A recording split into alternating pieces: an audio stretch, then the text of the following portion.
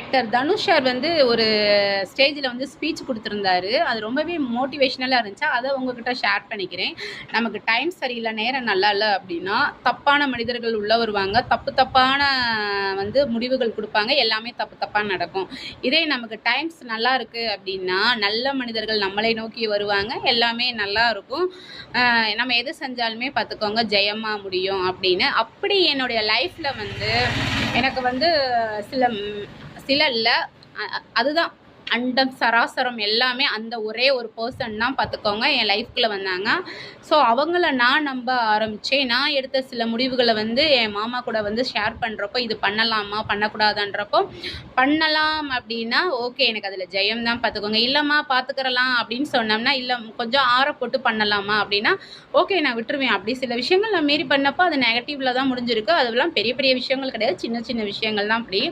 So அந்த lovable அண்டம் சராசரம் எல்லாமே வந்து அந்த பர்சன் யார் தெரியுமா? வேற யாரும் இல்லைங்க, நம்ம சுவாசிக்கிற காத்து, நமக்கு கொடுக்குற அந்த வெளிச்சம், அந்த சூரியன், அந்த பிரபஞ்சத்தை தான் சொல்றேன். அந்த நீர், நிலை, காற்று, பஞ்சபூதங்கள் தான் என்னுடைய பார்த்துக்கோங்க யூனிவர்ஸ் பர்சன் பார்த்துக்கோங்க. அப்படியே அவங்கள வந்து அந்த பஞ்சபூதத்தை நம்மளுடைய இந்த கைக்குள்ளே அடக்கி வச்சுக்கிட்டோம்னு நினச்சிக்கோங்களேன், நம்ம லைஃப் வந்து எங்கேயோ போயிடும் பார்த்துக்கோங்க.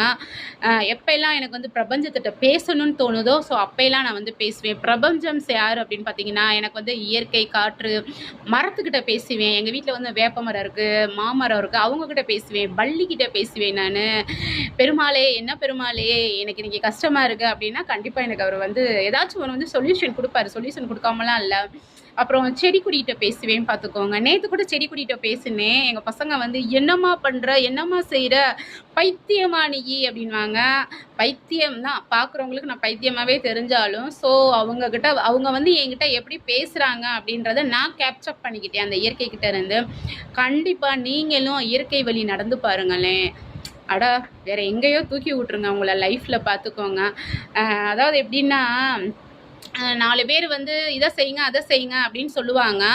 பட் வந்து நம்ம இந்த காதில் வாங்கிட்டு இந்த காதில் அப்படியே விட்டுறணும் அப்படின்னு சில பேர் சொல்லுவாங்க. நான் என்ன சொல்கிறேன், 2 காதலையுமே வாங்காதீங்க. இங்கே என்ன சொல்லுதோ அதை மட்டும் செய்யுங்க. அந்த யூனிவர்ஸ் வந்து நமக்கு வந்து அழகாக வந்து ஒரு பாதை போட்டு கொடுக்கும். ஸோ அந்த பாதையில் அப்படியே டாயிங் டாயிங் டாயிங் டாயிங் நடந்து போங்களேன். இயற்கையை நம்ம நேசித்தோம்னு நினச்சிக்கோங்களேன், அது கொட்டி கொடுக்க அவ்வளோ காத்துக்கிட்டு இருக்கு பார்த்துக்கோங்க. அந்த தேவதைகள் இருக்காங்க இல்லையா, அந்த தேவதைகள் வந்து நம்ம கண்ணுக்கு தெரியாத அந்த தேவதைகள் வந்து இவன் நீ தனியாக ஓடிக்கிட்டு இருக்க, ஏன் நீ தனியாக ஓடுற, உனக்கு நான் இருக்கேன் அப்படின்னு அந்த தேவதைகள் வந்து இயற்கை மூலமாக அப்படியே நம்மக்கிட்ட பேச ஆரம்பிக்கும். அதெல்லாம் தெரியாதுங்க உங்களுக்கு, லூசுத்தனமாக தான் இருக்கும்.